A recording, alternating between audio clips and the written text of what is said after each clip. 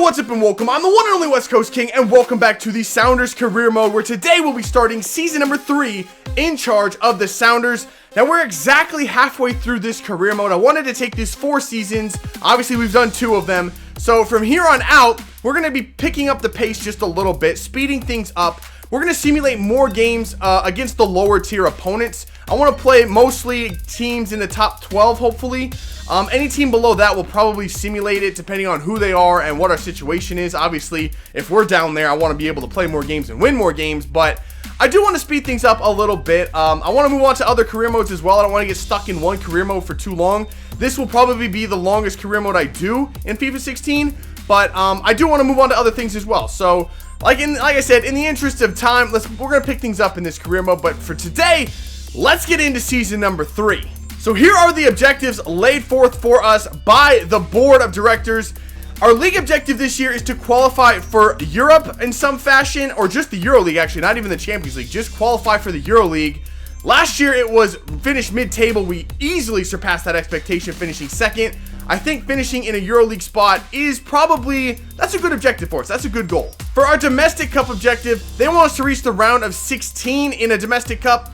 That shouldn't be too bad. I think that's a good goal for us as well. These goals are right on par with what I think we should be doing as well. Our European objective, however, that could get pretty difficult. They want us to reach the knockout stage. Last year, I think we reached the round of 16 in the Europa League.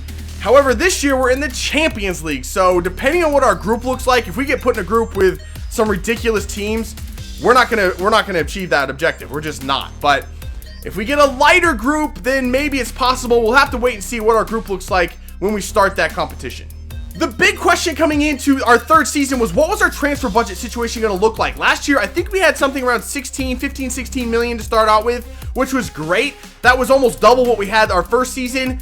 And this year, we almost doubled it again. We have $30.5 million to play with 150K in our wage budget. That is insane. We can bring in some really quality players for that price. I'm very happy with that. Let's go shopping. So I've gone ahead and compiled quite a list of players on my short list, and it ain't that short. Mostly center backs right now that I'm looking at trying to get. I've looked at everyone that even remotely piques my interest, and I'll tell you, I'm really narrowed it down to 3 names that I think are the best value for our money. The first name on that list, the top choice I think this season, is going to be Jeffrey Bruma. 79 overall, 25 years old, only $16.5 million. That's a great value for a really quality player. Player number 2 on the list in the center back spot is going to be Jonathan Tah. 21 years old, 78 overall, $18.5 million. A little bit more expensive and not quite as good as Bruma, but I think he has a higher ceiling, has more potential than Bruma does. So definitely a player I'm interested in. And player number 3 would be Joel Veltman, 25 years old, 78 overall rated, $15 million, the cheapest of those 3 options, but I don't think he's quite as good as both Bruma and Tah. He's definitely not as strong or athletic overall as Tah or Bruma, so definitely a 3rd option, but I would like to try to get one of those other 2 first. As far as wingers go, I kind of have been looking at some MLS options. Fabian Castillo is definitely one that interests me, around $10 million for him, but very good potential, a very good player, a player I've used in previous FIFAs, not in FIFA 16 though, so I'd like to try him out. Fast as all hell, very skillful, a very good overall player. Kakuta Mene, another just rapid player, 98 acceleration, 94 sprint speed, though, like I said before, Vancouver's very reluctant to give him up. I'd have to come in with a pretty decent offer, probably around 10 million to get him as well. The 3rd option right now is Darlington Nagbe. Not quite as good, but we don't need a player to start. We just need depth right now. Nagbe's definitely an option. I think I could get him for probably around 7 or 8 million. Again, Portland doesn't want to give him to me, but you know what? I have the money now that I think I could give him an offer that they would at least be interested in. So I might take a look at trying to get Nagbe in as well. And the last few options that I still have on my list are Irving Lozano, though I think he's still going to be too expensive for us. Daniel Verde looks very good. I would be very interested in bringing him in. And then Jordan Ibe is still on the list. A very cheap option and someone that has played very well from what I've seen in FIFA 16. A very underrated player. So that's the whole list. That's pretty much everyone I'm looking at right now. There's some other names I didn't actually mention that I'm also looking at. So with that in mind, let's go shopping. Now, as always, we have the option of competing in a preseason tournament. I think we've won the preseason tournament by both of our first 2 seasons, so it's been very lucrative and beneficial to us to do this. So I'm going to do it again, and as always, I'll let you know what happens and where we finish in this tournament, but I'm not going to show you the whole thing. It's really unimportant, I would say. It's just not that big of a deal. So we're going to do this. I'll let you know how it goes. All right, so the first round of offers have come back now, and we have a lot of them accepted. So let's go through them real quick. Hodor Magnuson was just a center back that I just threw that deal in at the end just to see what would happen. $2 million plus Roman Torres is not bad for a guy rated 74 overall. Unfortunately, PSV didn't accept the offer I gave to them for Jeffrey Bruma. I think I offered them something like 14 million for him. They want 18.5, so we're gonna have to increase that offer a little bit. Ajax came back and they accepted the offer for Joel Veltman for 12 million.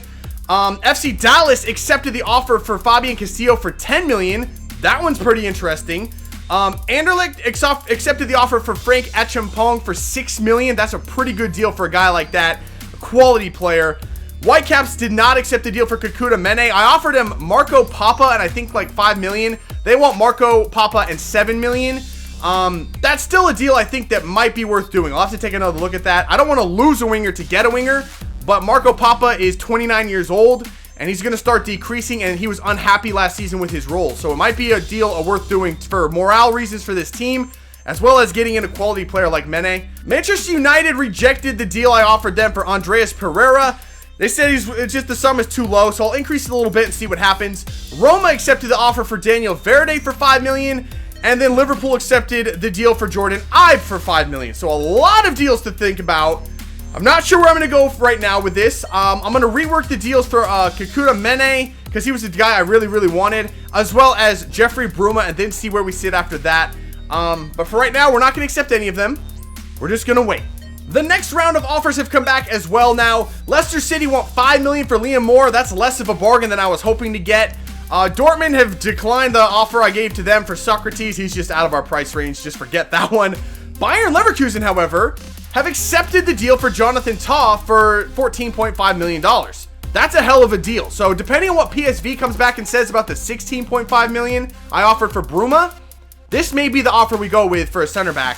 Portland accepted the offer for Nagby for 6 million. Pachuca rejected the offer for Lozano. I think I offered them 10, and it looks like he's probably going to cost closer to 20, so that's probably not an option either. All right, we have finalized a lot of contracts for some players, and now all we have to do is pick the one we want. We have 5 wingers that have accepted their contracts. Let's go through them. The first one, Jordan Ibe, $5 million is going to cost us $60,000 per week.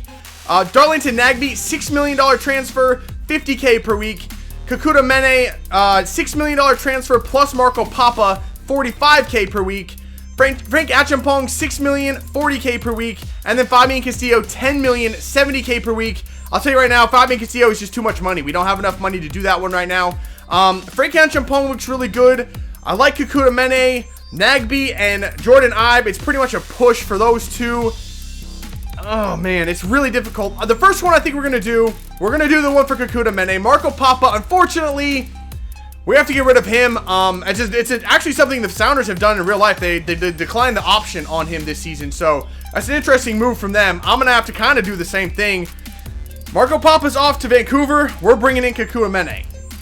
So now we're down to choosing between 3 more wingers, Ibe, Nagby, or Achampong. I'll tell you, Achampong, he's got high work rates. He also plays left back.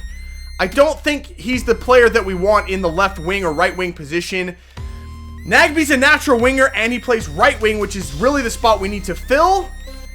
Jordan Ibe also can play right wing. Nagby's 26. Nope, we're going to go with Nagby. He's the player I want. I've always wanted to use him. But we're bringing in a Vancouver Whitecap and a Portland Timber to the Sounders. It feels a bit weird, but we're going to do it. Nagby's in the team. All right, the time has finally come. We've got an offer for Guedes. I haven't looked at it yet. I wanted to witness it firsthand along with you guys, so here we go. Let's see who they've offered for him. Chelsea, and it's only for 17.5. I'll tell you, I don't want to sell him to Chelsea, first of all, and 17.5 is way less than what I was expecting. Let's counter it. Let's go 27.5, and we'll see where we stand after that. And finally, one of the defenders has accepted their contract. It's Jonathan Tah, and in the time it's taking me to work these deals, I've decided that Jonathan Tah is actually the one I wanted. He's a little bit cheaper, and he's 4 years younger, only one less rated. I think he's got a higher potential. I'd like to get him in, so he's the one we're going to go with. It's going to cost us almost everything we've got right now, but we're doing quite well in the preseason tournament. We've made it past the group stage, so hopefully we'll get some more money in eventually. So I think this is a deal that we can afford, just barely, but it's one I think we definitely need to do. So Chelsea have finally gotten back to us about Gonzalo Guedes, and they've come with a $24.5 million offer. That number I am good with. I would not mind selling him for $24.5 million. The only reservation I have is I don't want to sell him to Chelsea and make Chelsea better.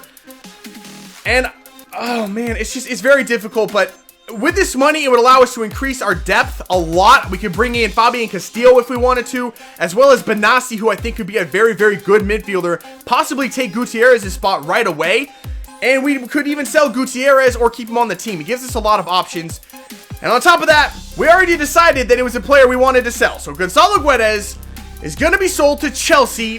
That hurts a little bit, but nonetheless, we're selling him. Let's go get some other players and increase the depth. All right, so like I said we were going to do, we went through the preseason tournament, and we reached the final. This is the final, by the way. We just won the whole thing. I didn't play a single minute of this tournament. I simulated the whole thing and allowed my team. I just wanted to see what they could do by themselves in simulations. They were very, very good. In the final here, Nagby came in as a substitute, got an 89th minute winner for the Rave Green. Never thought I'd say those words, but I'm happy with that. I cannot believe how good this team was in this tournament without me even having control of them. They were fabulous. So now we come to what will probably be the only game we play this episode. It's the Community Shield against Manchester United.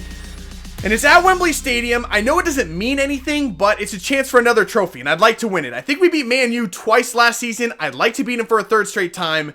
So let's go.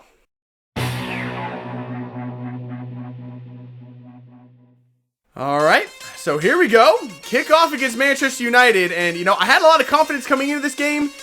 And then they showed Man U's starting 11, and my heart sank a little bit. It's just a stupid lineup. How in the hell am I supposed to beat that? There's a whistle for halftime. That was boring. Manchester United, congratulations. You've officially built Barcelona, and they passed the ball around for 45 minutes. I barely touched the ball, much less have a fucking shot or an attack. I didn't even get it close to their 18-yard box. It was just stupid. So here are the stats at halftime, and I gotta say one thing. I gotta say congratulations to EA. They absolutely nailed the AI for Manchester United. They don't attack. They don't. They have 60% possession, 2 shots. That is Manchester United this season to a T. They nailed it 100%.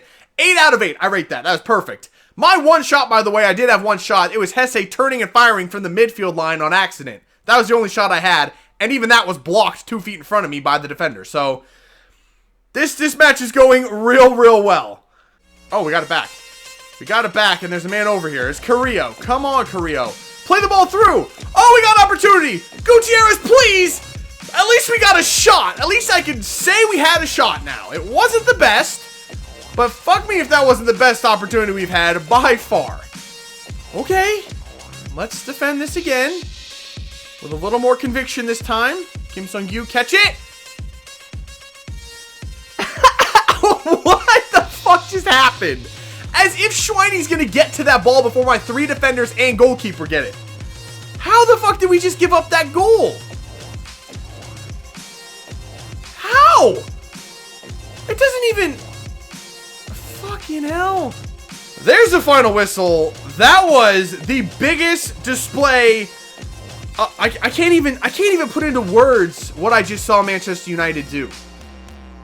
They refused to attack in the first half. They took shots from everywhere in the second half until they got lucky and scored a goal.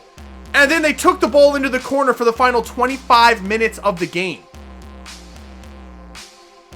Who the fuck does that? What kind of tactics are those? Oh my god, that was the most frustrating game I've ever played in my life.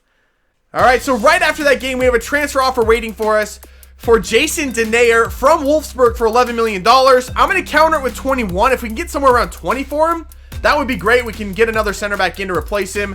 Still not sure about him, so if we can get some good money for him, I'd be fine selling him.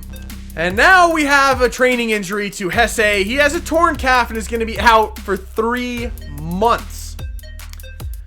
Well, it's a good thing we improved our depth at the winger positions, and we're going to go sign another one. All right, the guy I have settled on to sign is going to be Iñaki Williams. We could have done Fabian Castillo, though I had to pay an extra $2 million now that I redid the deal after the other one expired. So I don't want to pay $12 million for Fabian Castillo. When I can get Iñaki Williams for 8.5, I think he's gonna be better maybe. I'm not sure what he is right now. That's the only problem. But I think he'll be pretty good. At least he'll add some more depth to this team, and he won't cost as much as Fabian Castillo will. So we're gonna bring in Iñaki Williams. Alright, we're gonna leave this episode right here. Next time we'll start off against Chelsea away at Stamford Bridge for the first game of the season. That is just such a great game to have first off for the first game of the season, isn't it? That's gonna be a lot of fun. But we're still in the transfer window. I'm still looking at getting Marco Benassi. I've been trying to get that deal done for over a month, but he keeps coming back and saying he doesn't want to relocate. Essentially just saying, I want more money. So I'm trying to give him the contract he wants while not overpaying for him, but it's becoming a bit of a nightmare. I may just move on and try something else, but that's going to do it for this one. If you had as much fun as I did, make sure to let me know, leave a like below. Subscribe if you're new. I'll see you when we come back with some more Sounders Career. See ya.